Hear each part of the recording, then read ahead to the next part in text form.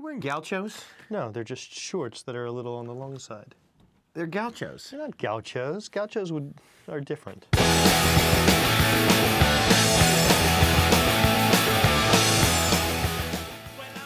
Welcome to the Rowdy.com Big Three. I'm Buck Fever. No, we're not talking fashion, although that is a fashion faux pas. In fashion, you're either in or you're out. Auf Wiedersehen.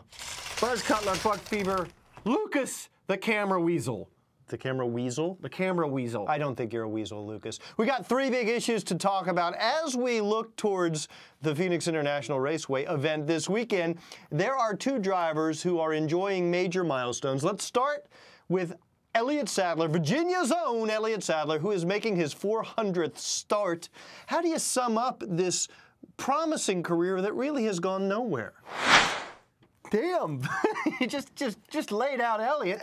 He's had a bad couple years, yes, and he was promising, and we thought he'd get some play track wins, and I like Elliott Sadler, and I don't know why he hunts with dogs, but nevertheless, he's a good guy and a great race car driver, and for some reason, just can't seem to get it together.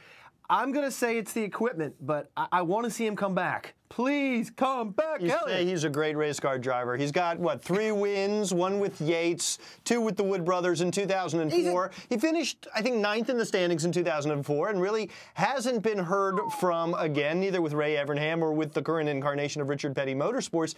Remember at the Charlotte Media Tour, we were down there, he said, This is his year. This is the year he's motivated, he's driven, he's going to find his way back. We've really seen no indication of that. I think at this point, don't you just have to say Elliott Sadler goes down with the likes of Jamie McMurray and it's sort of a guy with a lot of potential that never realized it? I'm not going to say that. He can realize his potential. Okay. Next issue. Buck Fever, Mr. Nice Guy. Well, I will tell you something funny. I was at the eyeglass place getting my eyeglasses fixed and talking to the young lady there. She said, yeah, my fiance used to be a huge NASCAR fan, but he's just not watching it that much anymore. And I said, well, why? She said, I don't know. His favorite driver is Elliott Sadler. And I was like, oh, there you go. Well, there you go. All right, issue number 2. The other guy who is reaching a milestone this weekend at Phoenix is Carl Edwards, who's making his 200th start. Now, Carl Edwards hasn't led a lap in 2010, has led just 7 laps in his last 28 races, and has only led once in 11 races at Phoenix. This guy was the second coming at one point. 9 wins a year ago. And none last season, and obviously none this season. What's going on with Carl Edwards? Is he still the superstar that we believed him to be 2 years ago? Yes, he's still the superstar we believed him to be 2 years ago. He's had some misfortune, a little anger management, but he's a bankable, marketable guy, and so he's always going to have Scott's or somebody on his car. And I also, he's a great race car driver. I just think, Roush has had, last year they had some missteps, and they really, really couldn't find it. But it looks like this year they found it. They don't seem to have winning cars, though. They seem to have top 5, top 10 cars. But, we'll see. I think he gets a couple victories this year and definitely makes the chase. The thing about Carl Edwards that concerns me is that, okay, Roush had a down year in 2009, and you could sort of write off the whole team. But what I'm concerned about is that Greg Biffle and Matt Kenseth seem to be turning it around in a way that Carl Edwards does not seem to be. I mean, yes, he is on the verge of breaking into the top 12, but he doesn't have the number of top 10s that Greg Biffle or Matt Kenseth do. They have been racing up towards the front a lot more than he has, and so I'm more concerned about him in the context of Roush Fenway than I am just about Carl Edwards as a race car driver. He hasn't forgotten how to drive. I mean, come on. He's going to have a great history racing. What am I trying to say? Career. He's going to have a great career, and he's not bad. Okay. You done? That was. You done now? Yeah. All right. Next issue. Okay, on today's Rowdy podcast, we had Greg Biffle saying, we're gaining on the 48, man. We're going to catch him. We're going to catch him. We're doing great. Now, you look at the stats. The only year that Jimmy was ranked first at this point in the season and went on to win the championship was his first year. All right? He's already won 3 times this season.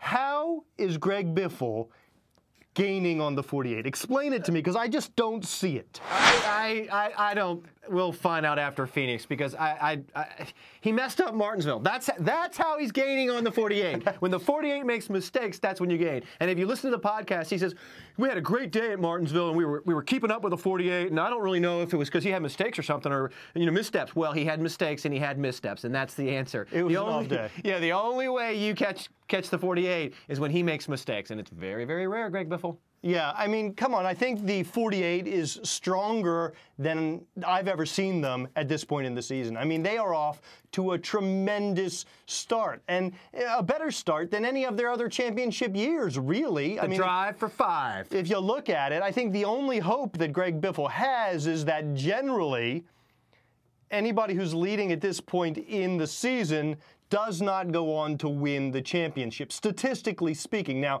with the exception of Jimmy Johnson in 2006.